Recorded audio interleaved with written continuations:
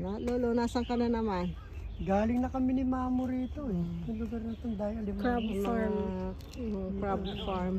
Iba na naman itong lugar na to. Iba na ito, ang dami na naman kalabaw. Sa mga kalabaw ay. Ayun ang mga bato-bato, oh. Ang dami oh. Ayun oh. Ang dami. Puro bato-bato. Ayun, hanggang doon sa malayo. Ayun oh, bato-bato yun.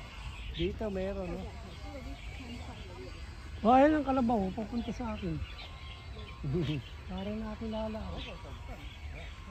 Babae yan pa. Babae yan.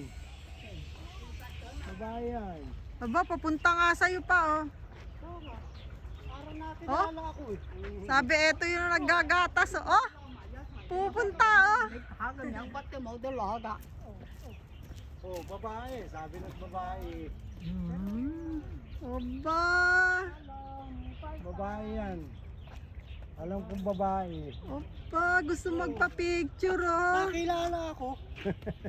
Ayan, oo. Hindi. Alam ko na kung bakit. Babae kasi. Hindi, alam ko na kung bakit. Ito yung nagatasa ko nung nakaraan. Punta ko rito.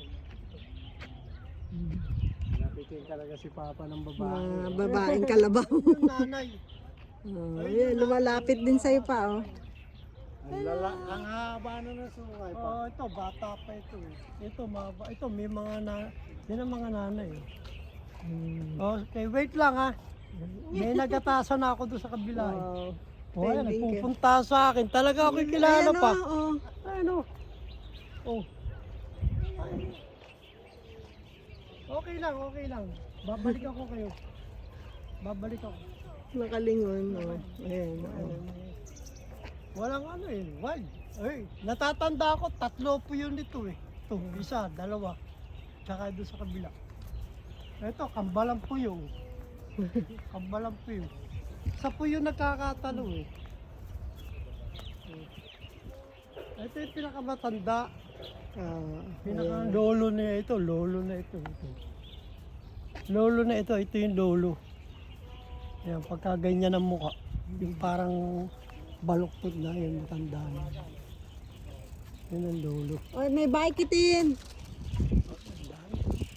Hong Kong ito ha, Hong Kong. Walang may-ari yan. Wala.